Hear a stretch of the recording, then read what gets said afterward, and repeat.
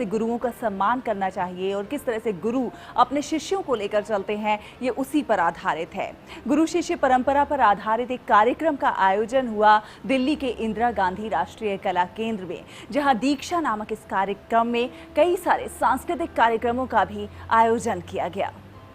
संगीत में अपने अतुल्य योगदान के लिए आचार्य बृहस्पति को हमेशा ही संगीतज्ञों की पहली कतार में रखा जाता है। उनके जीवन और संगीत के लिए उनके अनमोल योगदान की स्मृति में हाल ही में इंदिरा गांधी राष्ट्रीय कला केंद्र में एक कार्यक्रम का आयोजन हुआ। कार्यक्रम में मुख्य अतिथि के रूप में प्रसार भारती के चेयरमैन ए सूर्यप्रकाश भी मौजूद थे।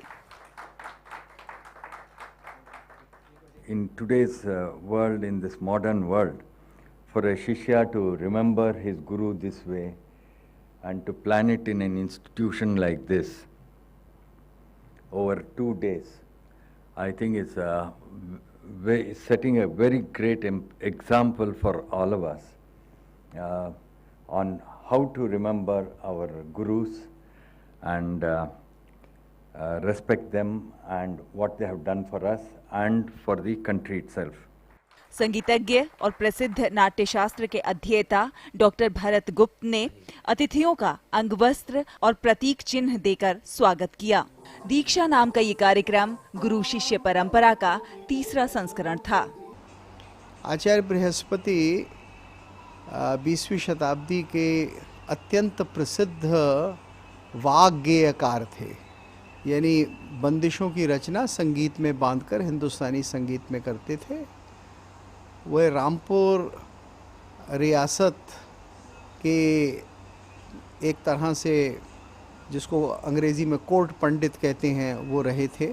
गुरु शिष्य परंपरा पर आधारित इस संगीत के समारोह में कला के सुर जमकर बिखेरे गए।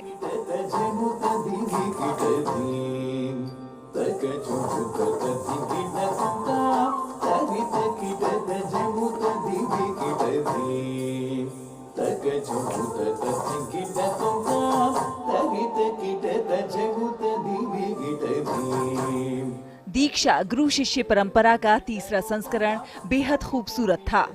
आचार्य बृहस्पति 20वीं सदी के एक प्रख्यात संगीतज्ञ थे। संस्कृत, दर्शन और ब्रिज भाषा के महान विद्वान भी थे। संगीत में उन्हें महारत हासिल थी। संगीत में उनके अतुल्य योगदान के लिए कई किताबें भी लिखी जा चुकी हैं। 2 दिवसीय सत्र का समापन डॉक्टर विद्या राव द्वारा कोरियोग्राफ किए गए बृहस्पति प्रणीत और पार्वती लास्यम के काव्य सौंदर्य पर नृत्य प्रदर्शन के साथ हुआ।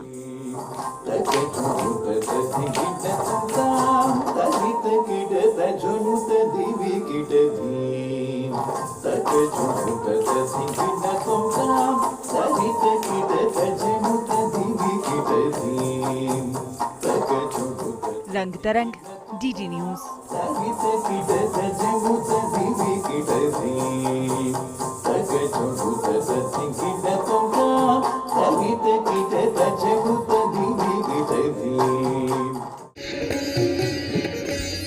Urdu drama festival